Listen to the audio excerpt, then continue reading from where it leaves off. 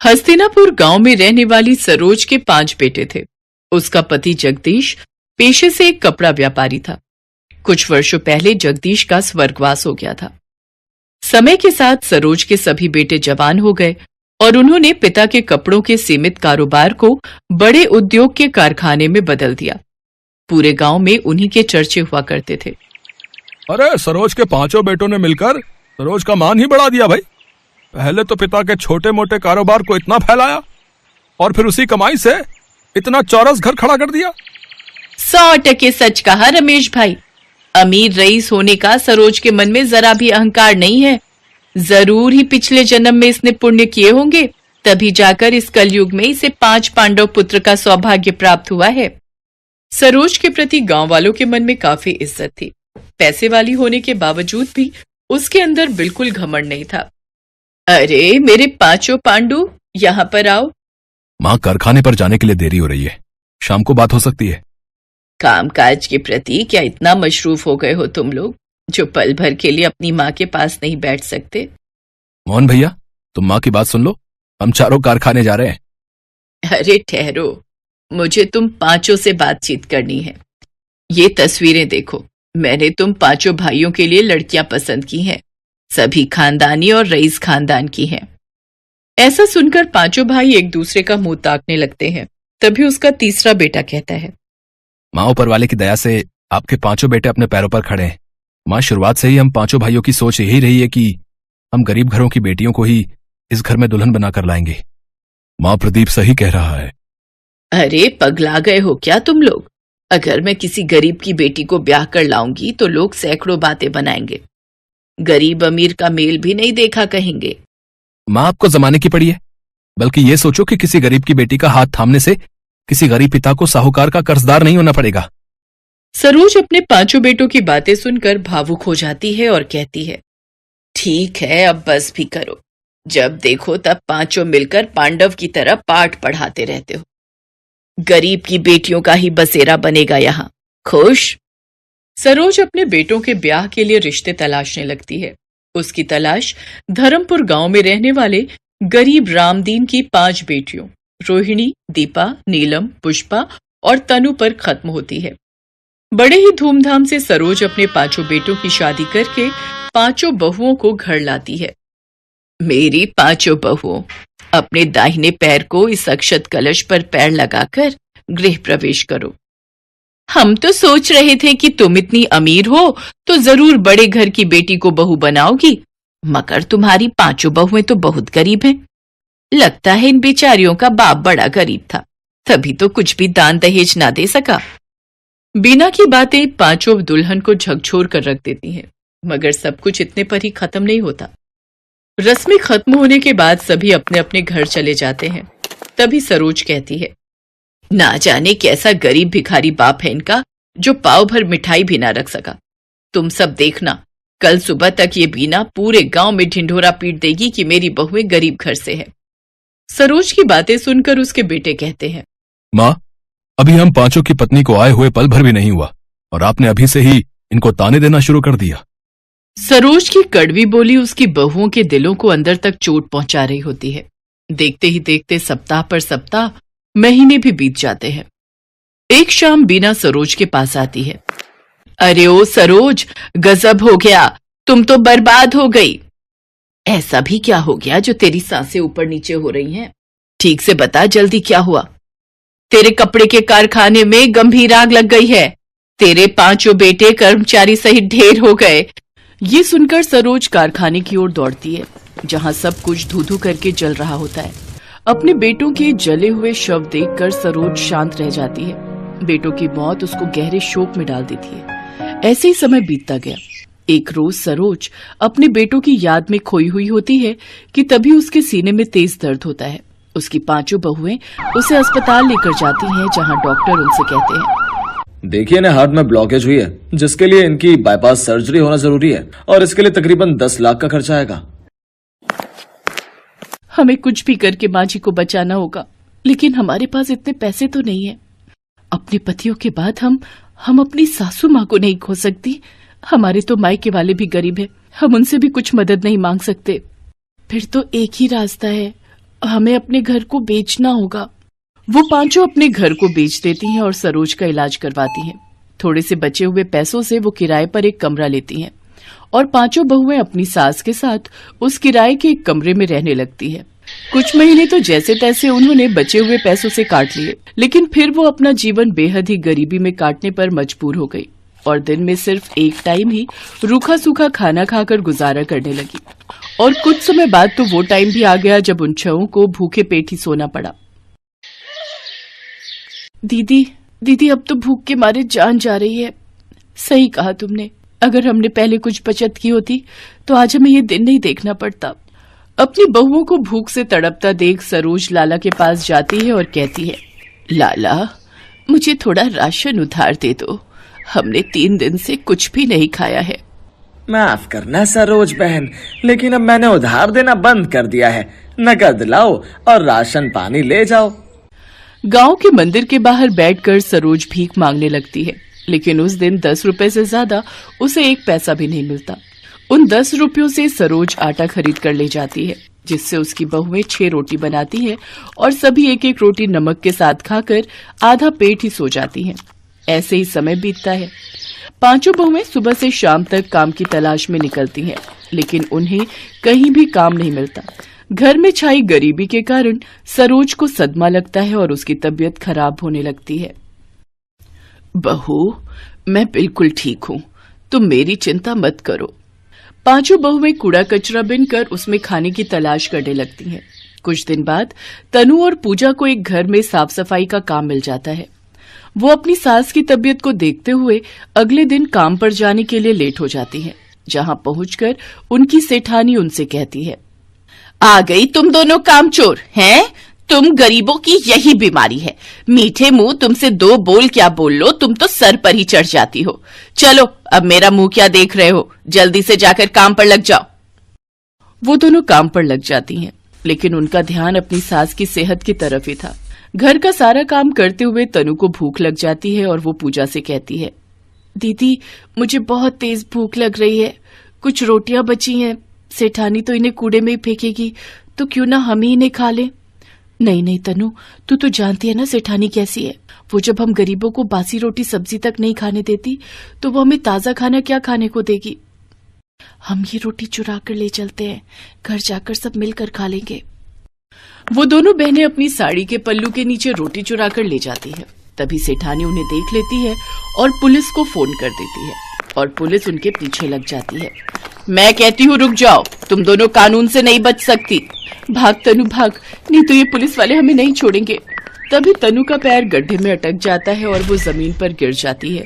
पूजा उसे उठाने के लिए रुकती है, तभी पुलिस वाले आकर उन्हें पकड़ लेते हैं। क्या चुरा कर भाग रही थी तुम दोनों? हैं? दिखाओ मुझे। पुलिस मैडम उनके हाथ से वो थैला लेती है और जैसे ही उसमें देखती है तो वो हैरान रह जाती है। उसमें कुछ रूखी सूखी रोटी होती है, जिसे देख वो पुलिस वाले उनसे पूछती है, मुझे लगा तुम दोनों पैसे या गहने चुरा कर भागी होगी, लेकिन तुमने ये कुछ रोटियां भला क्यों चुराई? भूख सब कुछ करवा देती है साहब, और ये बात आप लोग नहीं समझोगे। तनु और पूजा की आंखों में आंसू आ जाते हैं और फिर वो अपनी दुख भरी कहानी पुलिस वालों को बताती है। उन दोनों की कहानी सुन पुलिस का मन पसीज जाता है और उनको उन पर दया आ जाती है।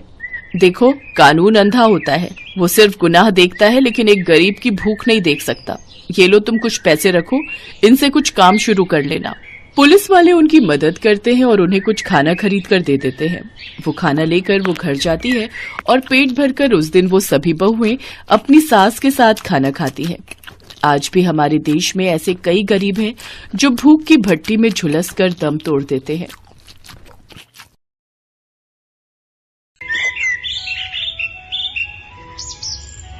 रमा, मधु और सुधा आशा देवी की 3 सरकारी बहुएं। रमा पेशे से सरकारी वकील थी, मधु एक यूनिवर्सिटी में प्रोफेसर थी और छोटी बहू सुधा एक सरकारी बैंक में नौकरी करती थी। तीनों बहुएं नौकरी वाली थीं, इसलिए तीनों ही पूरा दिन व्यस्त रहती थी। इसी वजह से रोजाना किसी न किसी बात पर तीनों बहुओं में लड़ाई हो ही जाती थी, खासकर तब जब होता था इतवार यानी कि संडे। क्या बात है आशा जी, आज सुबह सुबह सब्जी मंडी होकर आ रही हो? आज इतवार है ना, बहू बेटे देर से सोकर उठेंगे, सोचा घर पर क्या करूं, मंडी ही हो आती हूँ। अच्छा, आज तो तीनों बहुओं की छुट्टी होगी। चलो बढ़िया है, तीनों बहुएं सरकारी नौकरी वाली हैं। वैसे तीनों ही काम वाली हैं तो आपस में बर्तन खड़क ही जाते होंगे। अरे नहीं, मेरी तीनों बहुओं में बहुत प्रेम है, उनमें कभी कोई लड़ाई नहीं होती। अभी तक तो सब उठकर अपना अपना काम निपटा चुकी होंगी। अपनी वकालत घर में मत झाड़ो भाभी, मैं भी बड़े स्कूल में प्रोफेसर हूँ, मुझे भी गणित आती है। आलू के पराठे में प्याज नहीं डलेंगे, सिर्फ आलू पराठा ही बनेगा। अच्छा, मैं भी देखती हूँ कि तुम आलू के मसाले में प्याज कैसे नहीं मिलाती हो। तुम अकेले आलू का पराठा खाने वाली नहीं हो, हम सब हैं। अरे तो किसने मना किया, 6 आलू हैं, दो तीनों के हो गए, ये दो मेरे। ओहो बहुत बढ़िया, खुद दोनों ने बढ़िया आलू रख लिए और मुझे ये गले हुए खराब दे दिए। बड़ी चालाक हो आप दोनों तो। अरे मैं भी बैंक में नौकरी करती हूँ, सारा हिसाब किताब मुझे भी पता है। ये आधा आलू खराब है, ये मैं क्यों रखूं? मैं अपना आलू नहीं दूंगी। मैं भी क्यों दूं? इतनी मुश्किल से संडे आता है, आलू पराठे खाने का ये मौका मैं क्यों छोड़ दूं? आलू तो मैं लेकर ही रहूंगी, देखती हूँ कौन मुझे रोकता है। हे भगवान, मैं मोहल्ले में कहती फिरती हूँ मेरी तीनों बहुएं गऊ हैं, मुंह में जबान नहीं है, तीनों में प्रेम है, पर यहाँ तो एक आलू के लिए महाभारत छिड़ी हुई है। इतनी बड़ी सरकारी नौकरी करने वाली हो तुम, पर लड़ाई बिल्कुल बच्चों की तरह लड़ती हो। थैले में आलू रखे हैं, उबाल लो जितनी मर्जी। पता नहीं मेरे इस दुनिया से जाने के बाद। आशा के इतना कहते ही तीनों बहुएं उसके मुंह पर हाथ रख देती हैं। माँ जी आज कह दिया, आगे से ना कहना। सॉरी माँ जी, आप ऐसी बातें मत करो, आपके बिना हम तीनों अधूरी हैं माँ जी, आगे से ऐसी बातें मुंह से मत निकालना। फिर क्यों लड़ती हो तुम तीनों? देखो, जिस घर में प्यार होता है वहाँ भगवान का वास होता है, इसलिए आपस में प्रेम से रहा करो। आशा देवी अपनी तीनों बहुओं को ऐसी ही प्रेम भरी सीख देती रहती थी।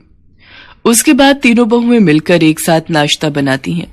रोजाना की तरह वही खट्टी मीठी नोकझोंक के बीच आशा देवी की बदौलत तीनों बहुओं में आपसी प्यार बना हुआ था। आशा देवी की ननद मनोरमा कुछ दिनों के लिए रहने आ जाती है। मनोरमा स्वभाव से चुगलखोर और झगड़ालू है, पर क्या करे, है तो आशा देवी की ननद ही ना। आशा भाभी कहाँ हो? मैं तो कब की बाल धोकर बैठी हूँ, तुम्हारी बहुएं कहाँ हैं? मुझे चाय नाश्ता कौन सी बहू देगी? जी रुको, मैं तुम्हारे लिए पोहा और चाय बनाकर ला रही हूँ। बुआ जी पाए लागू, मैं चलती हूँ, आपको शाम को मिलूंगी। मैं भी चलती हूँ बुआ जी, प्रणाम। ओहो मुझे भी आज लेट हो गया। मधु भाभी रुको, मुझे अपनी स्कूटी पर जरा बस स्टैंड तक छोड़ देना, आज कैब बुक ही नहीं हो रही। ये बढ़िया बात रही, तीनों बहुएं काम पर निकल गईं, अब तुम सारा घर का काम करोगी। तो क्या हुआ जीजी, सफाई बर्तन वाली लगी हुई है, घर का काम करने में हर्ष थोड़ी है। तुम तो ऐसे ही चिंता करती हो, ये लो पोहा और चाय लो, बाकी सब चिंता छोड़ दो। मनोरमा की बुरी आदत चुगली करने की बाज कहाँ आने वाली थी। जब आशा ने उसकी बात को अनदेखा कर दिया तो वो तीनों बहुओं को भड़काने लगी। अरे रमा बहू क्या कर रही हो, अंदर आ जाऊं? हाँ बुआ जी, ये भी कोई पूछने की बात है, आपका अपना घर है, कहीं भी आओ जाओ। अच्छा, अलमारी में कपड़े लगा रही हो? सचमुच कितना थक जाती हो। नहीं ऐसी कोई बात नहीं है बुआ जी, वो कल मधु ने मशीन लगाई थी तो कपड़े धोकर रख दिए थे, वही तह लगा रही हूँ। अच्छा, तभी मधु का मुंह बना हुआ था, बोल रही थी सारा दिन अकेले काम में लगी रहती हूँ। वो प्रोफेसर है ना तो जल्दी घर आ जाती है, इसलिए वो ज्यादा काम करती है। अच्छा ऐसा कहा, पर ऐसी तो कोई बात नहीं है, मैं और सुधा हम दोनों भी तो इतना काम कर लेती हैं। मधु फालतू की बातें कर रही है। रमा को भड़काने के बाद मनोरमा ने मधु और सुधा को भी झूठ मूठ की पट्टी पढ़ा दी। क्या रमा भाभी और सुधा ने ऐसा कहा? उनसे ज्यादा घर खर्च में पैसे मैं लगाती हूँ, उन दोनों की इतनी हिम्मत ये कहने की कि वो मेरे से ज्यादा घर खर्च करती हैं। आपको पता है बुआ जी, कितनी बार रमा भाभी और सुधा के जन्मदिन एनिवर्सरी पर मैंने महंगे महंगे तोहफे लाकर दिए हैं। अच्छा हुआ बुआ जी आपने मुझे बता दिया, ये दोनों मेरे बारे में क्या सोचती हैं। मनोरमा तीनों बहुओं में फूट डाल चुकी थी। तीनों बहुओं के व्यवहार में फर्क साफ दिखाई दे रहा था। ये तीनों को क्या हो गया है, आज इतवार के दिन घर में इतनी शांति कैसे बनी हुई है? रमा बहू क्या हुआ, आज रसोई में कुछ स्पेशल नाश्ता नहीं बनाना क्या? मुझे नहीं पता माँ जी, मैंने अपने और सुधीर के लिए छोले भटूरे मंगवाए थे, हमने वही नाश्ता कर लिया है। रमा भाभी बहुत ज्यादा इतराने की जरूरत नहीं है। हमने भी स्पेशल अमृतसरी कुलचे मंगवा कर खा लिए हैं। हमारा भी आज संडे है। सुनील और मैं मूवी देखने भी जा रहे हैं। मैंने भी जलेबी समोसे खाए हैं। खुद कमाती हूँ, किसी का दिया नहीं खा रही। मैंने और रवि ने हैवी नाश्ता किया है, बढ़िया, कितने दिनों बाद। ये हो क्या रहा है इस घर में? एक दूसरे से सीधे मुंह बात करने को तीनों तैयार ही नहीं है।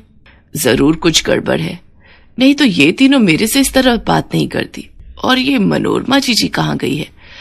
बड़ी देर से दिखाई नहीं दे रही। लगता है कमरे में होंगी। उनकी चाय वहीं दे आती हूँ। अरे मैंने भाभी की तीनों बहुओं में ऐसी फूट डाली है, ऐसी फूट डाली है कि पूछो मत। बड़ा इतरा रही थी तीनों बहुओं को लेकर। ओह, इसका मतलब ननद जी ने मेरे घर में आग लगाई है। इनका पर्दाफाश मैं ही करूंगी। मनोरमा की आदत थी फोन पर हर बात अपनी बेटी को बताने की।